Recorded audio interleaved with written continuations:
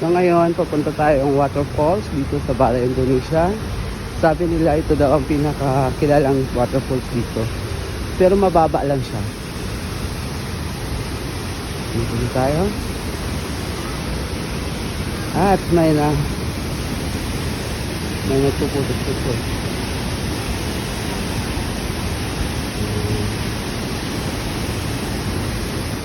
Tuloy tayo dito.